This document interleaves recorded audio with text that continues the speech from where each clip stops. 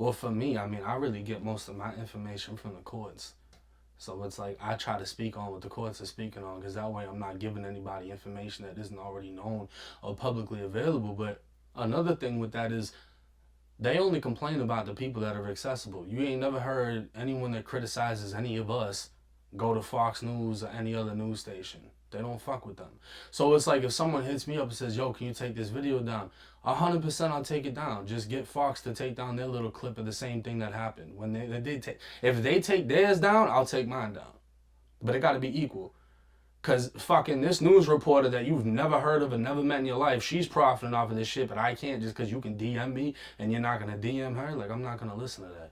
Right. Yeah. It's kind of bizarre that you being closer to the subject matter and having a better understanding of it makes people want to put pressure on you to take shit down when you're realistically giving a more nuanced perspective than the fucking guy at NBC who does a news segment about it. Exactly. So it's it's just that's why I don't even pay attention to it, and that's why I move so cautiously with everything that I do because when you make this type of content and you're involved in this type of shit, just the culture of hip hop in itself, it becomes dangerous, and you make more enemies than you know of. You don't know whose story you've talked about before, and they're just like, you know what? I'm so mad, but I'm not gonna go after none of them that did it. I'm gonna go after this kid that just talked about it. You know what I'm saying? Like, so you don't know what's gonna happen or where it's gonna come from. You just gotta be on point at all times because of it. The main point that the Hassan dude was making to academics in the little debate that they had was that regardless of who's profiting the most or regardless of who's promoting the beef the most, that King Von or Lil Durk have the right to be the ones profiting off of making content about that because they are the ones who grew up in that and that is their lived experience, which I suppose is a good point that like, you know, they I guess have the best claim to being able to make content about that. But then the argument would be that then you can't blame a guy like academics who is not close to it on a physical level. He doesn't live there or anything, but from perceiving it and wanting to sort of explain it to the people, because to a lot of people, they're not going to, shit is not going to just stop at the song. There's always been criticism of music and discussion about music. And it's like, if someone's putting a lot of street lore into their music, there's always going to be somebody like you or him who's going to want to, there's going to be a demand for people to decode it for them. Yeah, I mean, well, I've been to prison. I was speaking on prison. I was getting criticized about that. Oh, you didn't do enough time in prison. You didn't do 20 years, so you're not credible. Oh, you're in a gang. Well, you haven't killed fucking 8 people like Vaughn did, so you're not credible. So there's just always something that they try to add to it, bro. And I mean, at the same time, as much as people will criticize me, all you gotta do is just go look at Dirk's comments. People are trolling Dirk nonstop. It never ends. You can be at the very top for gangster this, gangster that, and people will still find things to talk shit about. As far as who gets the profit, it's the motherfucker that figures it out. We could all stop right now. That doesn't mean you're gonna take off. You might not even be good at this shit. They might not even like you. They watch you because they like you. They watch me because they like me. It is what the fuck it is. You know what I'm saying? So a lot of people have to take that in consideration too. Because people will say me and you are only succeeding at this shit because we're white and there's some big fucking conspiracy that no one else is allowed to profit and they're getting blackballed and all this extra shit. So it's just like, it never ends. Yeah, definitely. Did you see the conversation that I had with Trap Lord Ross, where basically he said that he made a couple different videos about King Von, and in one of the videos he laid out a bunch of the murders that King Von was allegedly involved with, and this is while King Von is still alive. And Trap Lord Ross ends up getting hit up by an Instagram account. Well, he gets his whole channel like basically damn near taken down because he gets 3 copyright strikes for a song he didn't even actually use on those King Von videos. And then this person who's talking to him basically tells him that you just need to delete the references or the part where he talks about K.I. Now, K.I. is like a girl from Chicago who was an op to King Von, and during their life they tweeted at each other a bunch of times and everything. But she also is the girl who the Chicago Police Department has come out and said basically they believe King Von murdered her, and they believe that if he was still alive that they would be pressing charges against him.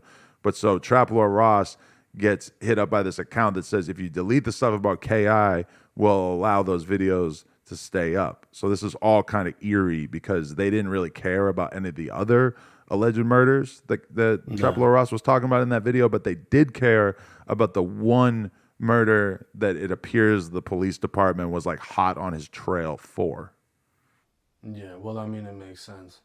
So it's like they didn't want him to get locked up for it. I mean, he even referenced it in certain songs. Put a pretty y'all bitch in the morgue. You know what I'm saying? So, and then after he died, they hit him with another murder because I guess witnesses came forward that were no longer scared that he was, obviously now dead. And then he got hit with, they made him the official person that they believe killed another person. But I've never been hit up to that extent, but I have been warned by certain people. Like, oh yeah, I will just know what happens if this or whatever. All right, cool. And you engage in the dialogue, like if somebody from a certain hood in LA or whatever, if they were to hit you up and want to be talking crazy to you, or are you just going to respond to the DMs and have a serious conversation with them, or do you choose to just kind of ignore it and just be above it? It depends. I mean, I'm not going to run from a conversation. If you want to talk, we can talk. You know what I'm saying? It just depends on how you come. Because I'm not going to boot up on the phone or through text messages. If it's that, we're just going to leave it at that. You want to speak, you want to add 2 cents. If there's something that makes sense to me that I can do for you and we have a mutual agreement, you step to me on some respectable shit, like, we can make something happen. But if it's just like, man, listen here, bitch-ass white boy, we're just going to leave it at that.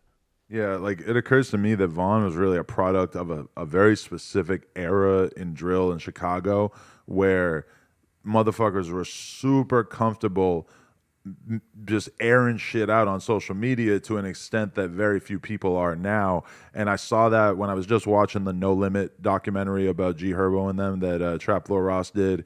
And there's like a series that some of these kids did called like the Never Lacking or No Lacking, where they were just going to their ops hoods and just running around filming, just popping shit. And at one point, like one of the dudes even gets shot.